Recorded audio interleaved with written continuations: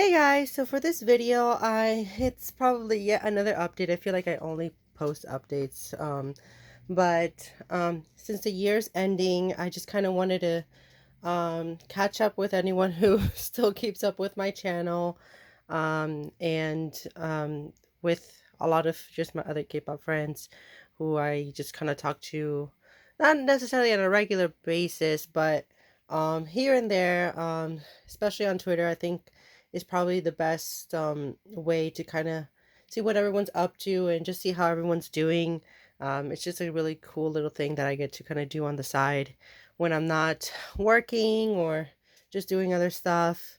Definitely this year was actually a blessing for me, even though it's kind of not necessarily the best year for a lot of people, but it actually turned around for me the second half, and I'm really, really happy with a lot of things that I got to do, a lot of achievements that I got to, um, um, I guess achieve. I don't know what other word to use. And yeah, so I've just been extremely busy working. Um, it has to do everything regarding the whole pandemic has to do with things that I studied. So definitely something quite um, exciting in regards to kind of growing my skills and hopefully helping out many people. So, but obviously not so great with a lot of people, struggling, losing their jobs, and then obviously a lot of people getting sick, and some of them, obviously some of people passing away. So not necessarily the brightest year, but um, definitely trying to see the positive sides of things. And fortunately, um, it has helped me grow a lot. It let me see things that I am passionate about, things that matter to me, and definitely was a shift or a transitional year for me in regards to uh, how I view life and what I want for my future.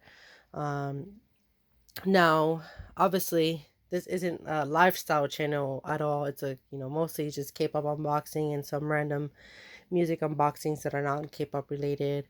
So, again, for those who are kind of just interested what I've been up to, that's what I've been up to. I've just been working really a lot, basically every day, with nonstop, obviously, because working with a team to, stop the spread of this whole virus, definitely a challenging but rewarding task when you can help people who are definitely confused or panicking. Um, Definitely, that's the most rewarding part of it. Now, 2021, it's definitely going to be a quite the year for me, just because I am going to be, um, you know, continuing my education and then, um, you know, going to graduate school. So I don't know where I'll end up going. So obviously, it's kind of difficult to pinpoint, but obviously hoping for the best. Program might mean that I have to move, um, which obviously means that I have to save money and then just like try to see what I'm going to be doing somewhere else. Um, and that kind of touches upon, I guess, my K-pop collecting in a way. Just because this year is probably the year that I've ever bought. Every year I usually think last year I didn't buy that many, but it was still a lot comparing to just the regular K-pop fan. Not, I wouldn't say collector wise, because collector wise, a lot of people just buy a ton.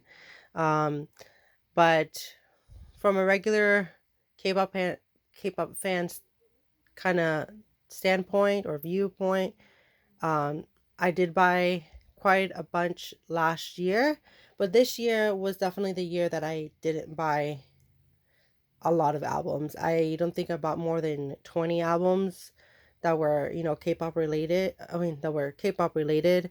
Um, Maybe, I don't know, maybe 10, 15, I don't know. Definitely not more than 30. I don't really keep track of how many I bought, but I don't think I passed the 20 mark. And I don't think I'm going to be passing the 20 mark in 2021. Um, and if anything, it's not gonna be new albums, unless for some odd reason my faves just start releasing a bunch of stuff, which I don't think that's necessarily gonna happen because they usually take a break or they just release one thing and then they're gone for some time. So, so what does that mean for just my collecting and my channel? Well, obviously, I won't necessarily be uploading too much, just because I don't have much stuff to unbox. I will try to film videos whenever I buy anything. So maybe like a haul with a bunch of albums, or maybe unbox as each album comes or arrives, and then just give my opinion on it. Now I probably have, stated this multiple times, especially with my updates. I really have cut down on just purchasing from even my ultimate faves. And I'm really, really narrowing it down to very few groups. Obviously, the one within my top five for both girl groups and boy groups, most of them are inactive, meaning that around my top five, obviously, tied for number one is basically Shiny and TVXQ. And TVXQ has been kind of slowing down a little bit in regards to releasing stuff, and they kind of primarily focus on Japanese releases. And even though I do enjoy them, I just don't see myself really buying albums that are like $40 plus when it's like a jewel case. So I rather just wait. And but if I can stream it or something, I'll definitely like listen to it, and because I do have YouTube Music, and there's always Spotify as well. So there's that. Like, it's not that I'm not listening to them. I just don't really see myself spending that much money, obviously, because I'm gonna have more expenses next year, and then I want to buy other things that are more important in my life than buying K-pop albums. But I do want to support them by giving them a stream here and there, and then if I can afford buying the actual album for a good price, then I'm more than willing to. Usually Korean releases, they don't really go past the $30 mark, so I'm just not too concerned about that. So I think I'll be able to buy usually the stuff that are from my faves. So like I was saying, for boy groups, it's usually just Shiny and Donbang are my number ones. Number two are Infinite, and Infinite is going kind of like on a hiatus, so I don't know whenever they're going to really release any music. And in regards to their solos, maybe I'll try to check it out, but I don't think I'll be buying the solos just because like um don't pay too much attention to those. In regards to Infinite, I guess Sungyu is, I really do like some of his solo work, but I don't know if I'm gonna be purchasing um solo stuff for Infinite. And that's Hoya included. And I wasn't too impressed with Hoya stuff, so I haven't even bought a single thing from him. So there's that. And there is what other group? Um, there's really no other in regards to boy groups. I mean, there is Super Junior, but I don't think I'm gonna keep buying things for Super Junior because the collection is my collection for Super Junior is extremely big. And for my standard, and especially they're not like in my top two, and it's still relatively really big. And they are one of those groups that have so many solos, have so many sub projects, and then usually they do release some sort of studio album and a repackage, multiple versions of stuff. And I honestly cannot keep up with that stuff. Here and there, I will try to listen to their music. But I don't think I'll be buying their stuff. So really, I'm just kind of mainly just focusing on Shiny, and anything Shiny related, especially Temin, because I kind of just decided, um, and I was thinking of like, oh, who is my actual, ultimate biases, and, obviously everyone who knows me, through my K-pop unboxes, everyone knows I'm a really big fan of Jessica, but like, also a huge fan of Temin and Taeyeon. From Shiny and Girls' Generation. And Jessica is relatively pretty much, staying low on stuff. So I really just haven't been as big of a fan, if I'm being completely honest. Doesn't mean I dislike her, but I just don't keep up as much with her. I wish you kind of be a little bit more active on the K-pop scene in regards to like, releasing music and stuff like that, but she kind of has, not released anything. And I'm mostly staying K-pop just for the music, not just for like the shows or for the like K dramas and stuff like that. I used to be extremely into it before, but I just don't have the time for it or the energy anymore. And I just kind of outgrown a lot of that stuff. Um, so and then for girl groups, obviously Girls' Generation is my number one. My number two, obviously Kara, and Kara is pretty much inactive, and I don't really keep up too much with the solo releases that they do. They're really spontaneous, so I'll try to listen to it here and there. But yeah, and then they're usually Japanese stuff, and they're pretty expensive. So I don't think I'll be buying kind of solo stuff unless they make a reunion album. I'll be here for that. Hopefully they do that one day.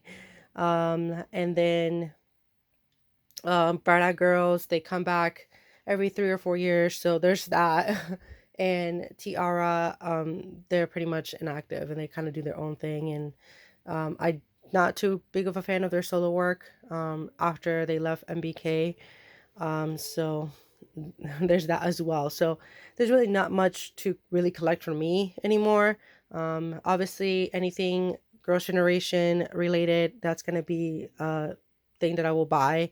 Um, Obviously, counting solos and primarily just Taeyeon because she's the only one that kind of has been very consistent with her musical releases and has shown a lot of growth in her just solo career. She kind of has established herself as a solo artist, not just, Taeyeon from Girls' Generation. Obviously, she's known from being from the group, but I feel like she's just established extremely now as a solo artist um, because of obviously the amount of musical releases she has gotten to do with SM and um, just the recognition that she has gotten outside the group. Obviously, she started her career from with them, so not counting them out at all. But she already has her own fan base that is like Taeyeon, not just Soan um, supporting Taeyeon. Obviously, a lot of Someone support Taeyeon, but I feel like she has probably obtain a good portion of fans who are just her fans only, not necessarily Girls' Generation fans. Obviously, and then probably some of them, have try to listen to her group stuff. And then other solos regarding Girls' Generation, I'll try to support as much as possible, just because there are the group I hold dear to my heart, along with Shiny and Dongbang Chinky. They're the groups that got me into K-pop in the first place. So yeah, that's that. And then there are some second gen and third gen groups that I kind of keep up more a little bit with. Um, the only ones that I could really you know come up with right away to my head is A Pink, since they are one of those groups that I the exception for just kind of disappearing. They just kind of are active for a good portion of the year, and then they come back the following year, and they have actually grown a lot. So I would just want to be there to support them. I actually just bought their album, so once I make a haul, you'll see the one with the album they released this year, and then G Friend is another group that you know, I almost fell out of love with G-Friend. Not that I disliked them, but I kind of just was, I don't know, maybe, I don't know what it was, but I'm back with on the G-Friend train, and Blackpink. So I guess I'm generic, and Blackpink being kind of just the most mainstream group. And I do like some of their musical styles. I wouldn't say I was too impressed with their first studio album. I thought it was a little bit short, but there are some good songs on there. I think I might be getting that album, but I wasn't that impressed, so that's why I didn't buy it instantly. But those are kind of like the groups that I just kind of keep up with. Boy groups, I really can't say that I really have kept up with with any on the newer side. And to me, newer side are like Monster X, 17. That's to me, that's new, because I don't keep up with any of the new ones. If I'm being completely honest, I don't listen to any of them. It's just that like I just don't have the time to kind of invest myself into um, collecting or even thinking of trying to get into another group. And usually and it's like not that I completely avoid it. Here and there I try to listen to a song if I see it trending or something. But 8 times out of 10, I don't really enjoy the song. It's just not my style. I think I really have outgrown a lot of just K-pop music in general. I just the new direction that it's taking in is just not particularly my musical taste, or maybe it's just have outgrown and started liking other you know genres of music a little bit more. um but for some reason my faves, for I don't know if it's just because I love them so much that makes a big difference. um I obviously support the releases. And there are solo artists that I do kind of keep up with. A big one is obviously IU. Is and obviously I have her album. She is one of the people that I have kept up with her since she debuted it. So um, and she's obviously really active. And there is Boa as well. I just don't buy too much of her stuff. She has a really vast and big collection. But aside from that, I can't really say I'm really keeping up with any other group in general. I have too many albums. I will still try to keep uploading some sale videos. I know I have been really busy and I haven't answered some emails, so I apologize for that. I was trying to get back into the my sale video, my sale email, and I finally have it back. So I will be getting in touch with those people who I haven't gotten in touch with. I did get to sell some items, so thank you so much for those who did buy some albums. But I will be continuing to sell some K-pop collections that I have. So if you are very into second gen groups, um, and I in some third gen groups, then definitely look out for those. I really just want to downsize my collection, since I don't feel like I don't have an attachment to certain albums anymore. Um, but I do want to keep certain collections from groups that obviously don't release any more music. Just because I really hold them dear to my heart, because a lot of this has been part of my uh, you know teenage years and early 20s. So I grew up listening to K-pop, and a lot of these songs are really nostalgic to me. So even though some people are like, this song sounds horrible, I'm like, no, this song means so much to me. It just brings me back to a lot of just great times when I would just this they would definitely take me to a different world that just made me escape kind of reality for the during those days. But yeah, I just wanted to say hello, like I said on the beginning of the video. If you stuck this long through the whole video, kudos to you. I will try. One thing I would say is that I might be uploading just regular musical releases. So um just to kind of show other albums, so they're not necessarily K-pop related. I've been listening to more of just American music, um, which shocker, a lot of K-pop fans are like anti, American music. That's not the case for me. I listen to everything. But no, it obviously I really lost a lot of interest in K-pop. It just has to do, obviously, I think with me, the musical route that a lot of K-pop groups are taking right now. It's not my style anymore of music. And I feel like it's become too saturated. And even though I did get to it along when it was becoming a bit saturated, I feel like it's too much nowadays. And um but yeah, I mean, like, I don't judge anyone who's gotten into it now. If anything, I feel like K-pop really definitely opens your eyes to a different culture, different like points of view, of like how people see certain things. So I definitely do not regret buying and spending all this time watching variety shows and dramas and stuff, because I feel like I got an understanding of, or a portion of, to understand of what a different culture is like, that is not the one like mine. So obviously, I only been to Korea, but only in the airport. But I can say a little bit of that. I understand a little bit of Korean culture. I can't say I can completely understand it, because I haven't lived there, or I'm not Korean either. But to a certain extent, after listening and watching shows and watching documentaries and whatnot for 10 years plus now, you kind of, it's like a part of you in a way. And I feel like it really gives you a different point of view when it comes to just things outside of my culture. So there's that. Really hope everyone, stays safe for 2021. And wishing the best to all my K-pop friends as well. Um, I really hold dear, um, or I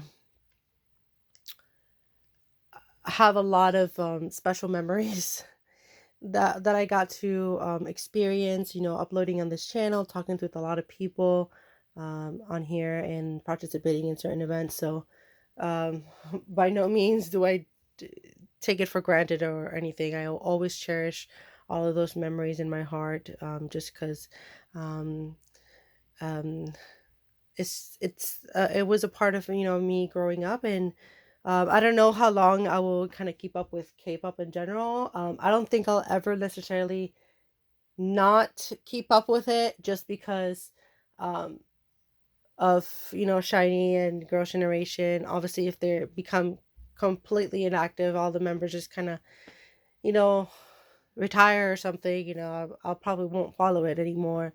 But if there's a good song, there's a good song, and if it trends, I'll probably listen to it. So it doesn't mean I don't think I'll ever not listen to K-pop in the future, because if anything, I'll probably like some random group and like a song, but I don't think I'll just invest myself as much as I did during my teenage years. So that's kind of what I wanted to say. And yeah, that's all. Thank you guys so much for watching, and just keep wait for any sort of sale videos if you're interested in buying something from me. I'm really trying to get rid of certain albums to just reclaim some space in my house. Okay, guys. Bye bye.